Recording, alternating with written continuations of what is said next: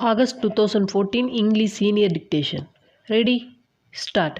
Mr. Speaker Sir, at the outset, I wish to thank you for the opportunity given to me to participate in the general discussion on the budget presented by the Honorable Finance Minister.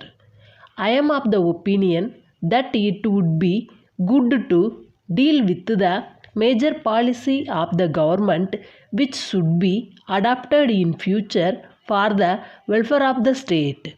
So far as education is concerned, it can be divided into three fields, namely primary education, school education and college education. It is no doubt true that there is shortage of qualified and talented teachers in all these three fields. If there is shortage of food and cloth, it can be understood. It is due to the decrease in production and also due to the process of supply and demand. There is overall unemployment in the country. But I cannot understand why there is this shortage of talented teachers. In spite of the salary of teachers being raised, there is a feeling that it has not been raised in proportion to the rise in salaries in other fields. As a result, the talented men try to get employment elsewhere and they choose teaching profession as a last resort. The salary of teachers should be raised so that it compares favorably with the salaries in other fields, and as a result the teaching profession may attract the talented and efficient people. This will help to a large extent in solving the problem of shortage of qualified and talented teachers in the field of education. There is one other difficulty in the field of education. There is no sufficient equipment by way of building accommodation. Some honorable members suggested that the number of students to be managed by one teacher might be increased to some extent. I think such a course will affect the quality of education imparted. On the other hand, I am of the opinion that a shift system may be introduced. This will help us to give us education to a larger number of children without the necessary for more building. I am also aware that the shift system is successfully followed in some educational institutions in the state. I think this could be extended to more schools. Our country being an agricultural country, many people depend on agriculture for their living. Water is very much required for the success of agriculture. Irrigation facilities should be provided to the farmers.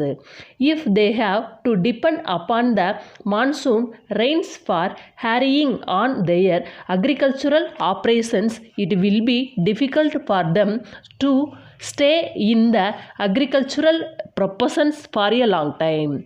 In these circumstances, we cannot prevent them from giving up agriculture and going over to some other professions.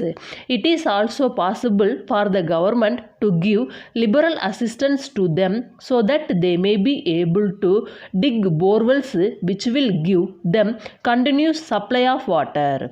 In this connection, I wish to point out that they have another problem to face. They find it difficult to get electric supply connection for their wells. Even if they manage to get such connections, the supply of electricity is not regular. With the irregular supply of electricity, they are not in a position to take up agricultural operations in a regular manner. I therefore want to point out that production of electricity should be increased in all ways.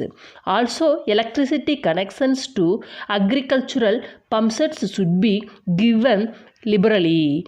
The government should see to it that supply of electricity to the farmers in particular is regular to the extent possible. With these few words, I resume my seat. Letter from Indira Cotton Mills Limited, Mumbai, to Messrs.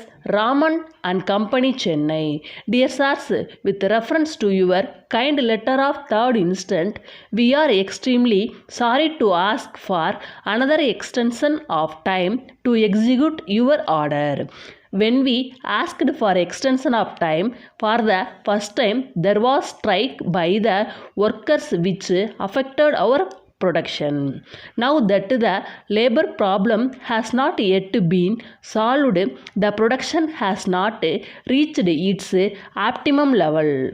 In the said circumstances, we have again to ask for more time to execute the orders placed by you. We are afraid that it will not be possible for us to effect delivery of the goods on the date mentioned by you. We can at the same time assure you that we will make your utmost efforts to execute your orders as early as possible. We hope you will realize that the delay in the supply of goods is due to circumstances beyond our control, and we shall very much appreciate if you can reply by return of post giving us the additional time required. If you are in urgent need of the products within a short time, kindly inform us. We will procure the goods locally and send you the goods before the date stipulated by you in your last letter. We wish you success in your future endeavors and look forward to your early response in the matter. Yours faithfully.